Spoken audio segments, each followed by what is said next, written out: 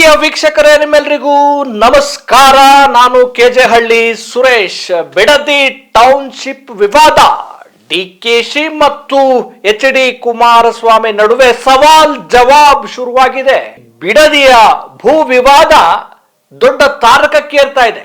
ಅದು ಯಾವ ಮಟ್ಟಕ್ಕೆ ಅಂದ್ರೆ, ಮುಖ್ಯಮಂತ್ರಿ ಡಿ.ಕೆ. ಶಿವಕುಮಾರ್ ಅವರು ಕೇಂದ್ರ ಸಚಿವ ಎಚ್.ಡಿ. ಕುಮಾರಸ್ವಾಮಿ ಅವರಿಗೆ ಒಂದು ಪತ್ರವನ್ನ ಬರೆದಿದ್ದಾರೆ. ಒಂದು ಪ್ರೆಸ್ ಅಂದ್ರೆ ಒಂದು ಸಭೆಗೆ ಒಂದು ಕಾರ್ಯಕ್ರಮವನ್ನ ಆಯೋಜನೆ ಮಾಡಿದ್ದಾರೆ. ಬಿಡದಿ ಟೌನ್ಶಿಪ್ ಬಗ್ಗೆ ಗಂಭೀರವಾದಂತಹ ಚರ್ಚೆಯನ್ನ ಮಾಡೋಣ. ಕುಮಾರಸ್ವಾಮಿ ಅವರೇ, ನೀವು ಜೂನ್ 26ಕ್ಕೆ ವಿಧಾನಸೌಧದಲ್ಲಿ ನಾವು ಕಾರ್ಯಕ್ರಮವನ್ನ ಮೀಟಿಂಗ್ ಅನ್ನ ಆಯೋಜನೆ ಮಾಡಿದ್ದೇವೆ. ನೀವು ಮತ್ತು ನಿಮ್ಮ ತಂಡದೊಂದಿಗೆ ವಿಧಾನಸೌಧಕ್ಕೆ ಬನ್ನಿ, ಚರ್ಚೆ ಮಾಡೋಣ ಅಂತ ಹೇಳಿ ಪತ್ರ ಬರೆದಿದ್ದಾರೆ. ಈ ಪತ್ರಕ್ಕೆ ಇಮಿಡಿಯೇಟ್ ಆಗಿ ಪ್ರತ್ಯುತ್ತರ ಕೊಟ್ಟಿರುವಂತಹ ಎಚ್.ಡಿ. ಕುಮಾರಸ್ವಾಮಿ ಅವರು, ಮುಖ್ಯಮಂತ್ರಿ ಡಿ.ಕೆ. ಶಿವಕುಮಾರ್ ಅವರೇ, ನಿಮ್ಮ ಈ ಪತ್ರ ನನಗೆ ತಲುಪಿದೆ, ಮತ್ತೆ ನಾನು ಕೂಡ ಬಿಡದಿ ಈ ಟೌನ್ಶಿಪ್ ವಿವಾದಕ್ಕೆ ಸಂಬಂಧಪಟ್ಟ ಹಾಗೆ ಚರ್ಚೆ ಮಾಡೋದಕ್ಕೆ ಉತ್ಸುಕನಾಗಿದ್ದೇನೆ. ಆದ್ರೆ ನೀವು ಏನು ವಿಧಾನಸೌಧದಲ್ಲಿ ಚರ್ಚೆ ಮಾಡಬೇಕು ಅಂತೇಳಿ ನಿರ್ಧಾರ ಮಾಡಿದ್ದೀರಲ್ಲ, ಆ ನಿರ್ಧಾರವನ್ನ ಬದಲಾಯಿಸ್ಕೊಳ್ಳಿ. ನೀವು ಬಿಡದಿ ಅಂದ್ರೆ ಈ ಒಂದು ಯೋಜನೆಯಿಂದ ಆಗುವ, ಈ ಯೋಜನೆಯಿಂದ ಬಾಧಿತರಾಗುವ ರೈತರನ್ನ, ಕೃಷಿ ಕಾರ್ಮಿಕರನ್ನ ಹೊರಗಿಟ್ಟು ನಾವು ಚರ್ಚೆ ಮಾಡೋದು ಸರಿಯಲ್ಲ. ಈ ಒಂದು ಚರ್ಚೆಯಲ್ಲಿ ರೈತರನ್ನು, ಆ ಭಾಗದ ಜನರನ್ನು ಒಳಗೊಂಡ ಹಾಗೆ ಚರ್ಚೆ ಮಾಡಿದ್ರೆ ಬಹಳ ಚೆನ್ನಾಗಿರುತ್ತೆ. ನೀವು ಬಿಡದಿಯ ಸುತ್ತಮುತ್ತ ಬೈರಮಂಗಲ ಆ ಪ್ರದೇಶದಲ್ಲಿ ಏನಾದರೂ ಚರ್ಚೆಗೆ ವೇದಿಕೆಯನ್ನು ನಿರ್ಮಿಸಿದ್ರೆ ನಾನೂ ಬರ್ತೀನಿ ಮತ್ತು ರೈತರೂ ಬರ್ತಾರೆ. ಇದು ಸರಿಯಾದ ಚರ್ಚೆ ಆಗುತ್ತೆ. ಏನಂತೀರಾ? ಅಂದ ಹಾಗೆ 26ಕ್ಕೆ ನನಗೆ ಸಮಯ ಇಲ್ಲ, ಜೂನ್ 27ಕ್ಕೆ ಸಮಯ ನಿಗದಿ ಮಾಡಿ, ನಾನೂ ಬರ್ತೀನಿ, ರೈತರು ಬರ್ತಾರೆ, ಚರ್ಚೆ ಮಾಡೋಣವಾ ಅಂತೇಳಿ ಸರಿಯಾದ ಪ್ರತ್ಯುತ್ತರವನ್ನು ಕೊಟ್ಟಿದ್ದಾರೆ. ಸ್ನೇಹಿತರೆ, ಒಂದು ರೀತಿ ಎಚ್.ಡಿ. ಕುಮಾರಸ್ವಾಮಿ ಹೇಳಿರೋದು ಸರಿಯಾಗಿದೆ. ನೀವು ರಾಜಕಾರಣಿಗಳು, ಮುಖ್ಯಮಂತ್ರಿಗಳು, ಕೇಂದ್ರದ ಸಚಿವರು ನೀವೇ ಚರ್ಚೆ ಮಾಡಿಕೊಂಡ್ರೆ ಇದರಿಂದ ಏನಾದರೂ ಸಮಸ್ಯೆ ಪರಿಹಾರ ಆಗತ್ತಾ? ನಿಜವಾಗಿಯೂ ಭೂಮಿಯನ್ನ ಕಳೆದುಕೊಳ್ಳುವ, ನಿಜವಾಗಿಯೂ ಟೌನ್ಶಿಪ್ ಮಾಡುವ ಪ್ರದೇಶದಲ್ಲಿರುವಂತಹ ಜನರನ್ನ ಒಳಗೊಂಡ ಒಂದು ಬಹಿರಂಗವಾದಂತಹ, ಈಗ ನಾನೊಂದು ಕಾರ್ಯಕ್ರಮದಲ್ಲಿ ಟಿವಿ ಡಿಬೇಟ್ ನಲ್ಲಿ ಶಾಸಕ ಬಾಲಕೃಷ್ಣ ಅವರ ಒಂದು ಲೈವ್ ಅಲ್ಲಿ ಮಾತಾಡೋದನ್ನ ನೋಡಿದೆ. ಕುಮಾರಸ್ವಾಮಿ ಅವರು ಮೆಚುರಿಟಿ ರಾಜಕಾರಣಿ, ಅಲ್ಲೇನಾದ್ರೂ ಚರ್ಚೆ ಮಾಡಿದ್ರೆ ಲಾ ಅಂಡ್ ಆರ್ಡರ್ ಪ್ರಾಬ್ಲಮ್ ಆಗತ್ತೆ.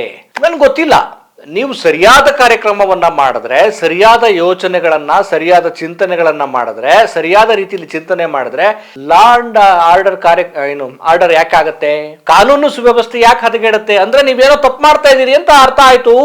ಯಾಕಲ್ಲಿ ಕಾನೂನು ಸುವ್ಯವಸ್ಥೆ ಹದಗೆಡುತ್ತೆ ಅಂತಂದ್ರೆ, ನೀವು ರೈತರ ಬದುಕಿನ ಭೂಮಿಯನ್ನ ಕಿತ್ಕೊಳ್ತಾ ಇದ್ದೀರಿ. ರೈತರಿಗೆ ಆಸರೆಯಾಗಿರುವ ಭೂಮಿಯನ್ನ ಕಿತ್ಕೊಳ್ಳೋದಕ್ಕೆ ನೀವು ಸಂಚನ ರೂಪಿಸ್ತಾ ಇದ್ದೀರಿ. ಸಹಜವಾಗಿ ನೀವು ಅಲ್ಲಿ ಕಾರ್ಯಕ್ರಮವನ್ನ ಮಾಡಿದ್ರೆ, ಚರ್ಚೆಯನ್ನ ಮಾಡಿದ್ರೆ ರೈತರು ಭುಗಿಲೇಳ್ತಾರೆ, ಆಕ್ರೋಶಿತರಾಗ್ತಾರೆ. ಸಹಜವಾಗಿ ಡಿ.ಕೆ. ಶಿವಕುಮಾರ್ ಅವರೇ, ಎಚ್.ಡಿ. ಕುಮಾರಸ್ವಾಮಿ ಅವರೇ, ಬಾಲಕೃಷ್ಣ ಅವರೇ, ಇನ್ಯಾರ್ಯಾರು ಇದ್ದೀರಲ್ಲ ರಾಜಕಾರಣಿಗಳು, ಯಾರಾದ್ರೂ ಬಂದು ನಿಮ್ಮ ಸ್ವಂತ ಭೂಮಿಯನ್ನ ಒಂದು ಸಮಾಜಕ್ಕೋಸ್ಕರ ಏನೋ ಒಂದು ಹೆಲ್ಪ್ ಬೇಕಾಗಿದೆ, ನಿಮ್ಮ ಭೂಮಿಯನ್ನ ಕೊಡಯ ಅಂತೇಳಿ ಅತಿಕ್ರಮಣ ಮಾಡಿ ಆಕ್ರೋಶ ಭರಿತರಾಗಿ ಪವರ್ ಅನ್ನ ಯೂಸ್ ಮಾಡಿ ಕಿತ್ಕೊಂಡ್ಬಿಟ್ರೆ ನೀವು ಕೈ ಬಾಯಿ ಕಟ್ಕೊಂಡು ಸುಮ್ಮನೆ ಇದ್ಬಿಡ್ತೀರಾ? ತೆಗೆದುಕೊಂಡು ಹೋಗಿ ನಾವು ನೋಡಿಕೊಂಡು ಸುಮ್ಮನೆ ಕುಳಿತುಕೊಳ್ಳುತ್ತೇವೆ ಅಂತ ಹೇಳ್ತಾರ? ನನ್ನ ಭೂಮಿ ಕಣಯ್ಯ, ಹೆಂಗ್ರಿ ಮುಡ್ತೀರಾ? ನಾನು ಕಷ್ಟಪಟ್ಟು ದುಡ್ದಿದ್ದ ಭೂಮಿ, ನಮ್ಮ ಅಪ್ಪನ ಭೂಮಿ, ನಮ್ಮ ಅಮ್ಮನ ಭೂಮಿ, ನನ್ನ ಕುಟುಂಬದ ಭೂಮಿ, ಹೆಂಗ್ರಿ ಮುಡ್ತೀರಾ ಅಂತ ಮೇಜು ಬಡಿತೀರಾ, ಅಬ್ಬರಿಸ್ತೀರಾ, ಬೊಬ್ಬಿಡಿತೀರಾ. ಯಾಕೆ ಹೇಳು? ಅದು ನಿಮ್ಮ ಭೂಮಿ. ಅದೇ ರೀತಿ ಬಿಡದಿಯಲ್ಲಿ ನೀವು ಕಿತ್ಕೊಳಕ್ ಹೊರಟಿದ್ದೀರಲ್ಲ, ಅದು ರೈತರ ಭೂಮಿ, ರೈತರ ಬದುಕಿನ ಭೂಮಿ, ರೈತರ ಭಾವನೆಗಳು ಬೆರೆತಿರುವ ಭೂಮಿ, ರೈತರು ಪ್ರಕೃತಿಯೊಂದಿಗೆ ಸಮ್ಮಿಲನವಾಗಿರುವಂತಹ ಭೂಮಿ. ಆದ್ರೆ ನಿಮಗೆ ಅದು ಕಾಣೋದು ಕೇವಲ ಬಂಜರು ಭೂಮಿ. ಸ್ನೇಹಿತರೆ, ಈ ಬಿಡದಿ ಟೌನ್ಶಿಪ್ ಮೇಲೆ ಕಣ್ಣಿಟ್ಟಿರೋದು ಕೇವಲ ಡಿ.ಕೆ. ಶಿವಕುಮಾರ್ ಅಷ್ಟೇ ಅಲ್ಲ. ಈ ಹಿಂದೆ ಎಚ್.ಡಿ. ಕುಮಾರಸ್ವಾಮಿ ಅವರು ಕಣ್ಣಿಟ್ಟಿದ್ರು. ಅಂದ್ರೆ ಈ ತರದೊಂದು ಯೋಜನೆ ಮಾಡಬೇಕು ಅಂತ, ಅದಕ್ಕೊಂದು 400 ಕೋಟಿ ಏನೋ ಠೇವಣಿ ಕೂಡ ಇಟ್ಟಿದ್ರು. ಆಮೇಲೆ ಈ ಹಿಂದೆ ಸಿದ್ದರಾಮಯ್ಯ ಸರ್ಕಾರ ಇದ್ದಾಗಲೂ ಕೂಡ ಅದೊಂದು ಪ್ಲಾನ್ ಇತ್ತು.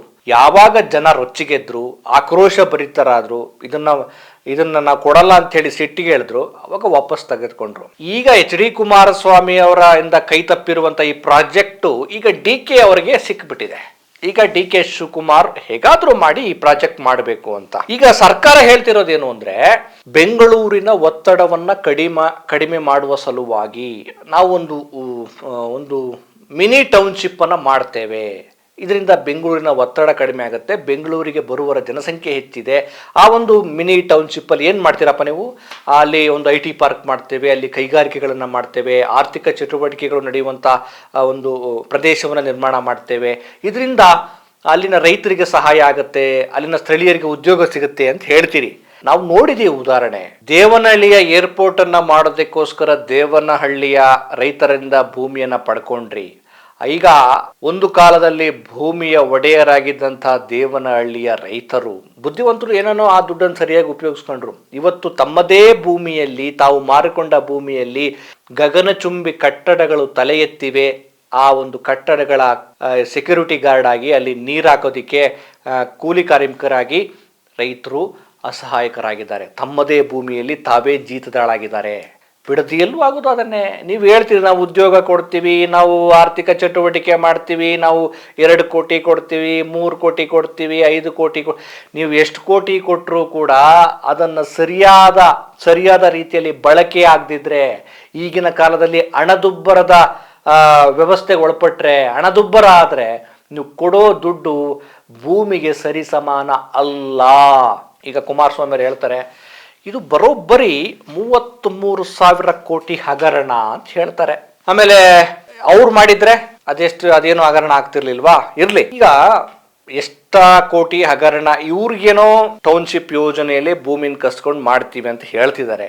ಇದರಲ್ಲಿ ಹಿತಾಸಕ್ತಿ ರಿಯಲ್ ಎಸ್ಟೇಟ್ ಮಾಫಿಯಾದವ್ರ ಹಿತಾಸಕ್ತಿ ಇರುತ್ತೆ, ರಾಜಕಾರಣಿಗಳ ಹಿತಾಸಕ್ತಿ ಇರುತ್ತೆ. ಯಾರು ಇದ್ರ ಮೇಲೆ ಕಣ್ಣಿಟ್ಟಿದ್ದಾರೆ, ಇದನ್ನು ಮಾಡಲೇಬೇಕು ಅಂತ ಏನು ಒಂದು ಕಟಿಬದ್ಧರಾಗಿದ್ದಾರೆ, ಅವರ ಹಿತಾಸಕ್ತಿ ಇರುತ್ತೆ. ಆದರೆ ಇವರ ಹಿತಾಸಕ್ತಿಗೋಸ್ಕರ ಜನರ ಬದುಕಿನ ಭಾವನೆಯ, ಆಮೇಲೆ ಬೆಂಗಳೂರಿಗೆ 100 ಲೀಟರ್ ಹಾಲು ಕೊಡುವ, ತರಕಾರಿ ಕೊಡುವ, ತಮ್ಮ ತುಂಡು ಭೂಮಿಯನ್ನೇ ಬದುಕಾಗಿ ನೆಚ್ಚಿಕೊಂಡಿರುವ ಅವರನ್ನು ಒಕ್ಕಲೆಬ್ಬಿಸಿ ಅವರ ಬಾಯಿಗೆ ಮಣ್ಣಾಕಿ ನೀವು ಉದ್ಧಾರ ಆಗುವಂಥ ಅವಶ್ಯಕತೆ ಏನಾದರೂ ಇದೆಯಾ? ಅದನ್ನು ಯೋಚನೆ ಮಾಡಬೇಕಾಗಿದೆ. ನೀವು ಟೌನ್ಶಿಪ್ ಯೋಜನೆಗಳಿಗೆ ರೈತರ ಫಲವತ್ತಾದ ಭೂಮಿ ಬೇಕಾ, ಬಂಜರ ಭೂಮಿ ಅಂತ ಹೇಳ್ತೀರಿ, ಅಲ್ಲಿ ಹೋಗಿ ನೋಡಿ, ಸುಮ್ಮನೆ ಆ ಒಂದು ಬಿಡದಿ ಭಾಗದಲ್ಲಿ ನೋಡಿ. ಅದನ್ನು ಯಾರಾದರೂ ಬಂಜರು ಭೂಮಿ ಅಂದುಬಿಟ್ರೆ ಜನ ನಿಮ್ಮ ಮಕ್ಕುಗಿತಾರೆ. ಸೊ ಈಗ ಏನು ಒಟ್ಟು 7,480 ಎಕರೆ ಭೂಮಿಯನ್ನು ಸ್ವಾಧೀನಪಡಿಸ್ಕೊಳ್ಬೇಕು ಅಂತ ಈಗಾಗಲೇ ಅಧಿಸೂಚನೆಯನ್ನು ಹೊರಡಿಸಿದೆ ರಾಜ್ಯ ಸರ್ಕಾರ. ಈಗ ಈ ಪ್ರಾಜೆಕ್ಟ್ಗೋಸ್ಕರ ಬಿಡದಿ ಹೋಬಳಿ 9 ಗ್ರಾಮಗಳನ್ನು ಗುರುತು ಮಾಡಿದಾರಂತೆ. ಮೊದಲ ಹಂತದಲ್ಲೇ 518 ಭೂಮಿಯನ್ನ ನಾವು ಸ್ವಾಧೀನಪಡಿಸ್ಕೊಳ್ತೀವಿ ಅಂತ ಹೇಳಿದ್ದಾರೆ. ನನಗನ್ಸತ್ತೆ ನೋಡಿ, ದೇವನಹಳ್ಳಿಯ ಈ ರೈತ ಹೋರಾಟ ನೋಡಿದ್ರಿ, ರೈತರು ಆಕ್ರೋಶ ಭರಿತರಾಗಿದ್ರು, ರೊಚ್ಚಿಗೆದ್ದಿದ್ರು, ಭೂಮಿ ಕೊಡಲ್ಲ ಅಂತ ನಿರ್ಧಾರ ಮಾಡಿದ್ರು. ಅದಕ್ಕೆ ಬೇರೆ ಬೇರೆ ಸಂಘಟನೆಗಳು ಜೊತೆಗೆ ನಿಂತು ಕೊನೆಗೆ ಸರ್ಕಾರ ಅದನ್ನ ಕೈ ಬಿಡ್ತು. ಕೊಡೋರಿದ್ರೆ ಕೊಡಿ, ನಾವು ಅತಿಕ್ರಮಣ ಮಾಡ್ಕೊಳ್ಳಲ್ಲ ಅಂತ ನೀವು ಹೇಳಿದ್ರಿ. ಅತಿಕ್ರಮಣ ಮತ್ತು ಅದನ್ನ ಸ್ವಾಧೀನ ಮಾಡ್ಕೊಳ್ಳಲ್ಲ ಅಂತ. ಈಗ ನೀವು ರೈತರು ಇಷ್ಟೊಂದು ಪ್ರಮಾಣದಲ್ಲಿ ರೊಚ್ಚಿಗಿದ್ದಾರೆ, ಇಷ್ಟೊಂದು ಪ್ರಮಾಣದಲ್ಲಿ ನಾವು ಕೊಡಲ್ಲ ಅಂತ ಹೇಳಿ ಕ್ಯಾಕ್ರಿಸಿ ಬಾಯಿಗೆ ಬಂದಂಗೆ ಛೇತು ಅಂತ ಉಗಿತಾ ಇದ್ದಾರೆ. ಅಂತ ನನ್ನ ಮಕ್ಕಳ, ಇಂಥ ನನ್ನ ಮಕ್ಕಳ, ಅಂತ ನನ್ನ ಮಗನೇ ಅಂತೇಳಿ ಉಗಿತಾ ಇದ್ದಾರೆ ತಮ್ಮದೇ ಆದ ಬೈಗುಳದ ಮೂಲಕ. ಇದರ ಅರ್ಥ ಏನು ಅಂದ್ರೆ, ನೀವೇನಾದ್ರೂ ನಮ್ಮ ಭೂಮಿಯನ್ನ ಕಸಿದುಕೊಳ್ಳೋಕೆ ಟ್ರೈ ಮಾಡಿದ್ರೆ ನಾವು ಜೀವ ಕಳೆದುಕೊಳ್ಳೋಕ್ಕೂ ರೆಡಿ ಇದ್ದೀವಿ, ನಾವು ಯಾವ ಹಂತಕ್ಕೂ ಬೇಕಾದ್ರೂ ಹೋಗೋದಕ್ಕೆ ರೆಡಿ ಇದ್ದೀವಿ ಅಂತೇಳಿ ಸೂಚನೆ ಕೊಡ್ತಾ ಇದ್ದಾರೆ. ಇಷ್ಟಾದ್ರೂ ಕೂಡ ಸರ್ಕಾರಕ್ಕೆ ಯಾಕೆ ಮಂಡುತನ, ಯಾಕೆ ಇಷ್ಟೊಂದು ಅತಿ ಆಸೆ? ಆ ಭೂಮಿ ಯಾಕೆ ನಿಮಗೆ ಬೇಕು? ಮತ್ತೆ ನಿಮ್ಮಲ್ಲಿ ಅಷ್ಟೊಂದು ದುಡ್ಡು ಇದೆಯಾ? ಗ್ಯಾರಂಟಿ ಯೋಜನೆಗಳಿಗೆ ಕೊಡಕ್ಕಾಗದೆ ಪರಿಷ್ಕರಣೆ ಅಂತ ಏನೇನೋ ನಾಟಕ ಆಡ್ತಿರ್ಬೇಕಾದ್ರೆ ನಿಮ್ಮ ಹತ್ರ ಅಷ್ಟು ದುಡ್ಡು ಎಲ್ಲಿದೆ? ಬ್ಯಾಂಕಿಂದ ಸಾಲ ತಗೊಳ್ತಾರ, ಅಥವಾ ಈ ಭೂಮಿನ ಅಡ ಇಟ್ಟು ಅದ್ರ ಮೇಲೆ ಲೋನ್ ತೆಗೆದು ಆ ಥರದ್ದು ಏನಾದ್ರು ಪ್ಲಾನ್ ಮಾಡ್ಕೊಂಡಿದ್ದೀರಾ? ಒಂದು ವೇಳೆ ನಿಮ್ಮ ಹತ್ರ ದುಡ್ಡಿದ್ರು ಕೂಡ ರೈತರ ಭೂಮಿಯನ್ನು ಯಾಕೆ ಕಿತ್ಕೊಳ್ತೀರಿ? ಇದು ತಾರಕಕ್ಕೆ ಹೋಗುತ್ತೆ, ದೊಡ್ಡ ಹಂತಕ್ಕೆ ಹೋಗುತ್ತೆ, ಜೊತೆಗೆ ಸಂಘರ್ಷಕ್ಕೂ ಕಾರಣ ಆಗತ್ತೆ. ರೈತರ ಸಮಾಧಿಯ ಮೇಲೆ ನಾವು ಟೌನ್ಶಿಪ್ ಮಾಡ್ತೀವಿ ಅಂತ ಅನ್ನೋದೇ ಆದ್ರೆ ಮಾಡಿ, ದೊಡ್ಡ ಸಂಘರ್ಷ ಆಗತ್ತೆ. ಸರ್ಕಾರ ಇರೋದು, ಅಧಿಸೂಚನೆ ಇರೋದು, ಸಚಿವ ಇರೋದು, ಮುಖ್ಯಮಂತ್ರಿ ಇರೋದು, ಕೇಂದ್ರ ಸಚಿವ ಇರೋದು, MLA ಇರೋದು, ಇನ್ಯಾವನೇ ಇರ್ಲಿ, ಅವರೆಲ್ಲ ಇರೋದು ಜನರ ಬದುಕಿಗಾಗಿ, ಜನರಿಗೋಸ್ಕರ, ಜನರ ಭಾವನೆಗಳಿಗೆ ವಿರುದ್ಧವಾಗಿ ನೀವು ಮಾಡ್ತೀವಿ ಅಂತ ಅನ್ನೋದೇ ಆದ್ರೆ ರೆಡಿ ಟು ಫೇಸ್, ನೀವು ರೆಡಿ ಆಗಿರಿ.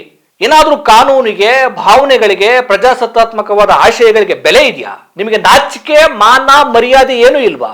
ಜನ ರೊಚ್ಚಿಗೆದ್ದು ವಿಧಾನಸೌಧಕ್ಕೆ ಬಂದು ಮತ್ತೆ ನಿಮ್ಮನ್ನು ಧೂಳಿಪಟ ಮಾಡೋದಕ್ಕಿಂತ ಮುಂಚೆ ಎಚ್ಚೆತ್ತುಕೊಂಡು ಸುಮ್ಮನೆ ಆಗಿ.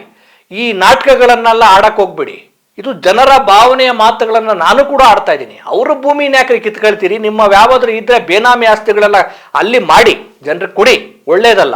ರೈತರನ್ನ ಎದುರಾಕೊಂಡ್ರೆ ಕಷ್ಟ ಆಗತ್ತೆ, ಸಂಘರ್ಷ ಆಗತ್ತೆ. ಆ ಸಂಘರ್ಷಕ್ಕೆ ನೀವೇ ಹೊಣೆಗಾರರಾಗ್ತೀರಿ. ಜೋಕೆ. ಎಚ್ಚರ ಎಚ್ಚರ ಎಚ್ಚರ. ನಮಸ್ಕಾರ.